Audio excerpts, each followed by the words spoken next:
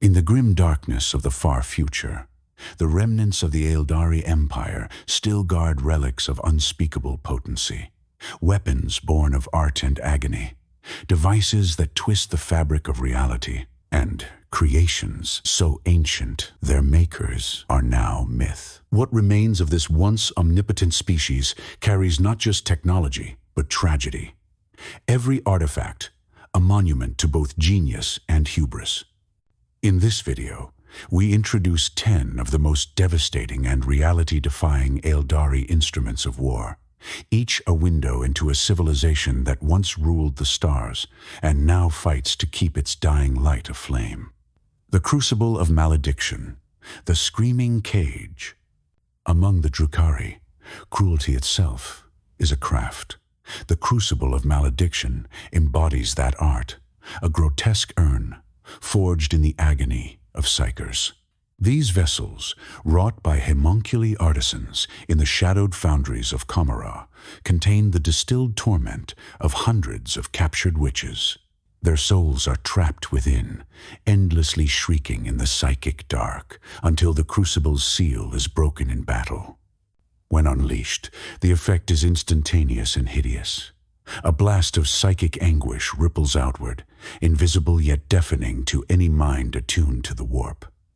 Enemy psychers convulse and bleed from every orifice. Some collapse, their brains liquefied by psychic overload, while others claw out their own eyes, desperate to silence the spectral wailing. On the battlefield, the Crucible's range is limited, but its psychological impact immense. Entire warbands have broken under its unseen scream. Among the Cabals, possession of one is a mark of distinction, a sign of true sadistic refinement. Each activation expends the imprisoned souls in a single horrific burst, reducing the urn to cold bone dust. Yet even in ruin, it whispers faintly, for the echoes of torment never truly die in Kamara. Aeldari Distortion Weapons. D-Weapons. Matter shredders that tap the warp. To the Asuryani, war is precision, every strike a calculated act of art. Distortion weapons embody this perfection in annihilation. Known by Mon-K scholars as D-cannons, these devices do not hurl shells or plasma. They open holes in existence. With a resonant keening, each blast momentarily tears a pinhole between real space and the immaterium. Anything caught within, a tank, a fortress wall, a living being, is dragged halfway into the warp and expelled mangled beyond recognition, if it returns at all. Victims vanish screaming, their souls torn from flesh and scattered across dimensions. The smallest of these, the Wraith Cannon, is wielded by Wraithguard, ghostly automatons powered by the soul stones of the dead. Their spirit energy fuels the weapon's breach. Larger versions, the Distortion Cannons, are mounted on artillery platforms or war engines, while heavy D-scythes roar from the wingtips of Hemlock Wraith fighters, filling the air with shimmering death. The Titanic Wraith Knights instead bear heavy Wraith Cannons, Sun Cannons, or Ghost Glaives, weapons fit for gods in giant form. When these engines fire in concert, the air ripples like heat haze and matter unravels like parchment in flame. To human observers, it seems like sorcery. To the Eldar, it is simply physics older than the stars. On the battlefield, D-weapons bypass armor, shields, and logic itself, a reminder that for the Aeldari, reality is not a boundary, but a tool. The Infinity Circuit and Spirit Stones, the soul matrix of the Craftworlds. If the weapons of the Eldar slay flesh, the Infinity Circuit preserves souls. Hidden deep within every Craftworld runs a psycho-crystalline nervous system, a living web of wraithbone, pulsing faintly with psychic light. Within this matrix rest the spirit stones of the dead, each containing a consciousness, a memory, a life unwilling to fade. Together, they form a chorus of ancestors, a gestalt intelligence guiding their descendants. It is the Craftworld's true heart, a psychic echo of a lost civilization. Without it, every Aeldari would face damnation. For when an Eldar dies unprotected, their soul is drawn screaming into the jaws of she who thirsts, the chaos god Slaanesh. The Spirit Stones and Infinity Circuit deny that fate, granting their people a semblance of peace in death. In battle, the dead fight again. The souls within are awakened, drawn forth into Wraithguard, Wraithlords, or towering Wraith Knights, constructs of psycho-reactive Wraithbone animated by the essence of fallen heroes. The living fight alongside the dead, an army of echoes. Prophecy whispers that when the last Aeldari dies and all souls rest within the circuits, they will merge into Enead, the god of the dead, who will rise to destroy Slaanesh and redeem the race. Thus, the Infinity Circuit is both afterlife and ticking weapon, a quiet humming bomb whose detonation could unmake a god. The Webway, labyrinthine paths between worlds. The Webway is the ultimate expression of Aeldari genius, not merely a network of tunnels, but a parallel reality stitched through the galaxy. Created in the age of the Old Ones and expanded by the Eldar, it is a pocket dimension of glittering corridors and impossible geometry, existing outside the warp, yet adjacent to it. For the ancient empire, it was everything: transportation, communication, escape. Fleets could leap between stars without ever breaching real space, striking like ghosts and vanishing before sensors could react. Entire cities drifted within it, unseen by any other race. After the fall, much of the Webway shattered, its roots infested by daemons and warp storms. Yet the surviving paths remain the arteries of Aeldari civilization. Craftworlds, Harlequin troops, and the shadowed empire of Comora all depend upon it, defending their roots with fanatical secrecy. Its strategic value is immeasurable. A functioning Webway gate can mean instant escape or total surprise. Even the Emperor of Mankind sought to replicate it. His fabled Imperial Webway project beneath the Golden Throne was meant to free humanity from warp travel, until Magnus the Red's psychic intrusion destroyed the experiment. To this day, the Webway endures. Half labyrinth, half living wound, the veins of an empire that refuses to die. The Spear of Twilight, the cursed lance of Othanash.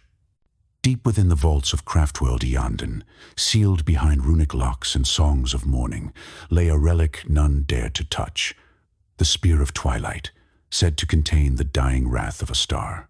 It was both treasure and taboo, for to wield it is to invite death. When Eondon faced extinction at the claws of Hive Fleet Kraken, its Prince Iriel defied the bans and drew the weapon from stasis. Fate soon entwined his path with that of the mysterious Harlequin Veilwalker, whose cryptic presence seemed woven into the spear's destiny. With the weapon in hand, Iriel charged into the Tyranid swarm and struck down the Hive tyrant that led the invasion. The creature exploded from within, consumed by the spear's sunfire. Eondon was saved, but at a price. The spear's curse took root in Iriel's soul, burning it slowly from within. He cannot discard it, for the weapon binds to its wielder until death. Every victory hastens his doom. Later, the Harlequins revealed its truth. The spear is no mere relic, but one of the legendary Croneswords of Morai-Heg, reforged in disguise. It shines brightest when slaying the mighty, and hungers most when idle, a paradox in metal. A hero's salvation that guarantees his damnation.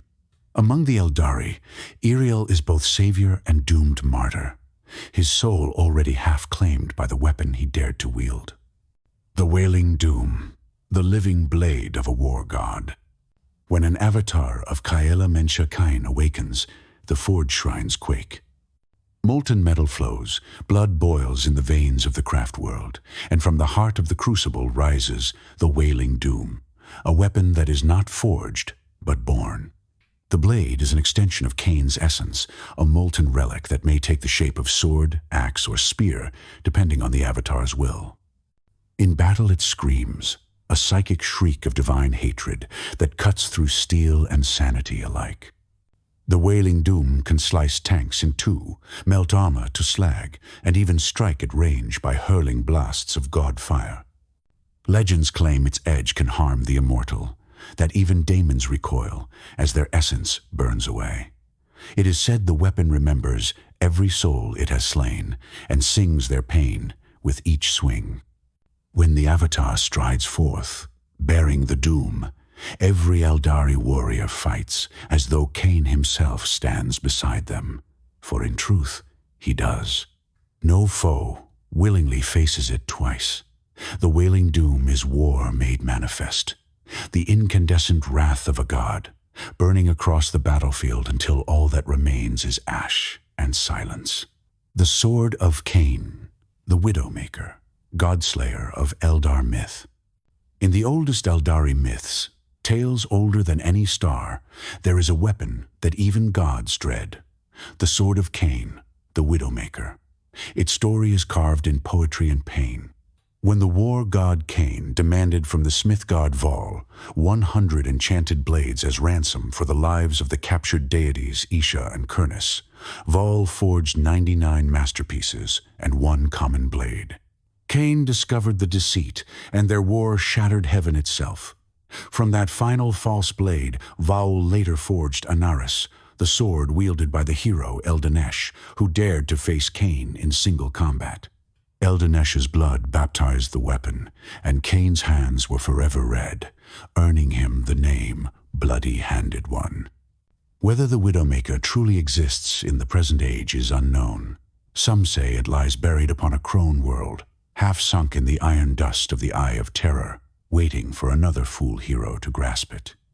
Others insist it exists only in dream and allegory, the symbol of every doomed Aeldari struggle. Whatever the truth, the Sword of Khaine represents the eternal bargain of Eldarkind, unimaginable power at the cost of one's soul. To draw it is to win every war and lose everything worth winning. The Fireheart, the pre-fall planet killer. Long before the fall, the Eldar possessed weapons that could unmake planets as easily as artists unmake clay. The Fireheart is one such relic. A stasis-locked crystalline engine the size of a fortress, slumbering until awakened by psychic command. Once activated, the Fireheart ignites a world's core, turning mantle and crust into an inferno. Oceans vaporize, continents burst apart, and the sky becomes a curtain of flame. Entire biospheres vanish in hours, leaving behind only black glass and drifting ash. For millennia, the Fireheart was legend, until the desperate days of 999 M41. As High Fleet Leviathan and the orcs of the Octarius War clashed, the Craftworld Bealtan and their reluctant Drukhari allies unleashed the device in a campaign now called the Biopurge of the Octarius system. The first detonation on the orc world, Duriel, cracked the planet like an egg. Dozens more followed. Each detonation denied the Tyranids their harvest of biomass, starving an entire splinter fleet. To the galaxy, it was proof the Eldar could still wield apocalypse. Among Imperial scholars, whispers persist that a properly tuned Fireheart could do the same to a star, kindling a supernova at the cost of all nearby life. The Aeldari keep such rumors unconfirmed. Some weapons, after all, are best left sleeping. The Croneswords of Morai-Heg, keys to a god. There are few relics that bind myth, prophecy, and present reality so tightly as the Crone swords. According to legend, the Crone goddess Morai-Heg sacrificed her own hand for the gift of foresight. The smith god Vaul took her severed fingers and forged 5 blades from their divine bones. Each sword carries dominion over soul and destiny. Their names are whispered in ritual tones: Ka Vir, the Sword of Sorrows; Asu Var, the Sword of Silent Screams, Vilith Jar, the Sword of Souls, and the fourth, disguised for millennia, as the Spear of Twilight. The fifth remains lost, said to be hidden in the palace of Slaanesh, guarded by the keeper Shalaxi Hellbane. In recent times, the Aeldari, followers of Inyad, the newborn god of the dead, have recovered 4 of the blades. Ivrain, the prophetess of Inyad, wields Kavir. Her champion, the Visarch, bears Asuvar, and the god Avatar, Incarne, carries Vilith Jar. When Uriel's spear was restored to its original form, it resurrected him, proof that these blades can reverse death itself. The Ynnari believe that if all 5 are united, Inyad will awaken fully without the extinction of the Eldar race. Thus, the Crone's swords are not merely weapons. They are cosmic keys, able to end gods or birth them. Each swing echoes through myth, and each bearer walks a razor's edge between salvation and oblivion. The Talismans of Vaul, Blackstone fortresses, moon-sized engines of annihilation. At the pinnacle of Aeldari creation stand the Talismans of Vaul, known to the wider galaxy as Blackstone fortresses. Titanic structures adrift in the void, each the size of a small moon. They are part fortress, part ship, and part god engine, built of psychic reactive noctilith and geometries that defy reason. The Eldar claim Vaul himself forged them during the war in heaven to banish the star gods known as the Ingir, the Necrons Catan. Each talisman could channel warp energy as a weapon, focused beams of raw immaterium capable of annihilating fleets and sundering suns. Millennia later, during the Gothic War, the War Master Abaddon, the Despoiler, captured several fortresses and demonstrated their power. With 2 linked, he obliterated Fularis II. With 3, he caused the Tarantis star to erupt into supernova, consuming its entire system. Even the Imperium's mightiest weapons paled beside them. In the 13th Black Crusade, Abaddon used one such fortress, the Will of Eternity, as a hammer, crashing it into Cadia and shattering the planet. Yet these horrors are only fragments of what they once were. During the Terran Crusade, a Red Corsairs held Blackstone Fortress within the Maelstrom, imprisoned Robut Guilliman and his allies. They escaped only through the intervention of Cypher and the Harlequin Veilwalker, who revealed a hidden Webway portal within its heart. Eldar forces have since mounted repeated raids to reclaim these god engines, for they remember their true name, Talismans of Vaul. Each fortress hums with sleeping apocalypse. One alone could scour a world. All 6 together might, as Eldar myths claim, even challenge the powers of chaos themselves.